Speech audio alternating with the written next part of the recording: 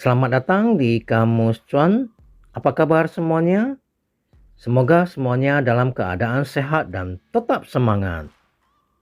Seperti biasa ya, di hari Senin, saya akan update chart mingguan dari Bitcoin, Ethereum, dan Binance ya. Kita mulai dari Bitcoin ya. Bitcoin candle minggu lalu terbentuk merah ya. Nah, seperti yang terdahulu ya, analisa terdahulu, setelah dia terbentuk inverted hammer pattern, dia naik ya. Naik, ternyata dia kalah kuat dengan resistennya EMA 10 ya. Jadi EMA 10 ini jangan dianggap remeh ya teman-teman traders. Nah, inverted hammernya ini kurang kuat melawan EMA 10-nya. Oleh sebab itu, nah minggu yang lalu dia turun kembali ya, karena dia kurang kuat, otomatis dia turun kembali. Nah, saat ini Bitcoin pun kalau chart mingguannya dia sudah berada di bawah resistennya yang 19.800 sekian ya, 20.000 lah lebih kurangnya. Nah, dia akan melanjutkan penurunan kalau kita lihat dari candlenya untuk minggu ini ya. Apalagi ada rencana The Fed menaikkan suku bunga lebih kurang 1% ya. Gila itu kan. Coba kita lihat yang monthly. Nah, kalau di monthly itu kan kita bisa estimasi penurunannya sampai 14.000 sekian ya. Kalau menurut Kapten Crypto 707 ini turunnya hanya sampai 15.000. Jadi ya beda tipis lah ya. Sama aja lah, mau turun sampai 15.000, 14.000 ya nggak masalah. Yang penting teman-teman traders yang sudah menonton Kamus Cuan ini bisa mengatur money management ya. Mau mulai cicil beli itu di berapa, karena kita bukan market maker, kita tidak tahu dia mau turun sampai berapa langsung pam gitu ya kan.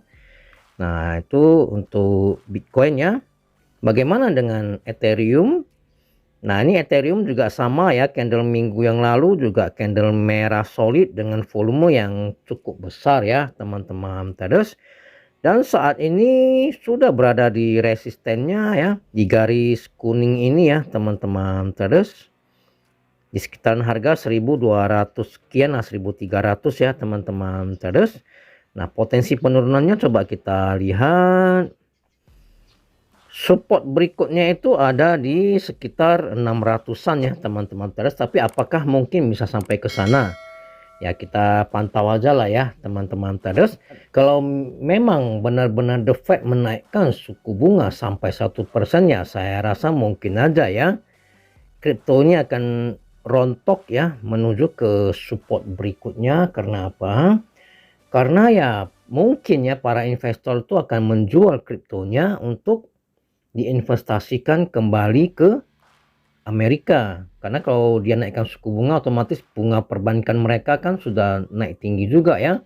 Nah, otomatis akan mereka investkan ke sana, tidak invest di kripto lagi. Kalau dulu di kripto kan digadang-gadang itu adalah deflasi ya. Tapi ternyata ya ikutan juga. Saham turun, dia ikutan turun ya kan. Deflasi dari mana? Saya kadang jadi bingung ya kan.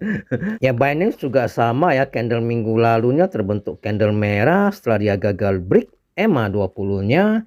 Seperti yang saya sampaikan pada analisa minggu yang lalu ya, itu teman-teman traders bisa lihat ya, di thumbnailnya itu ada tulisan weekly-nya ya, postingan 1 minggu yang lalu.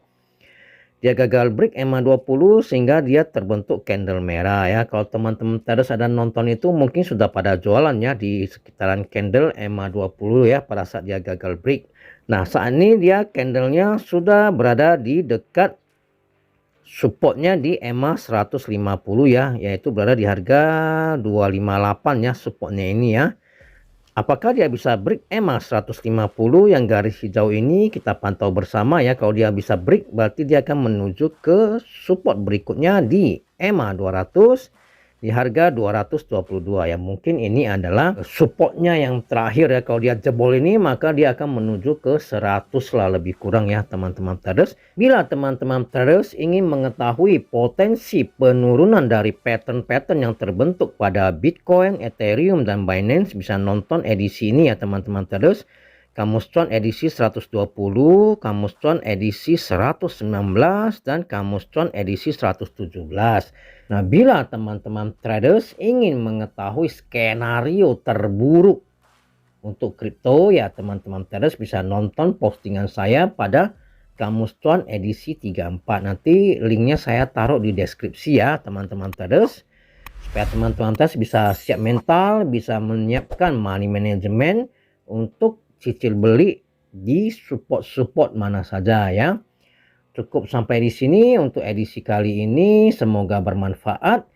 Apabila teman-teman traders ada pertanyaan, silakan komen di kolom komentar ya.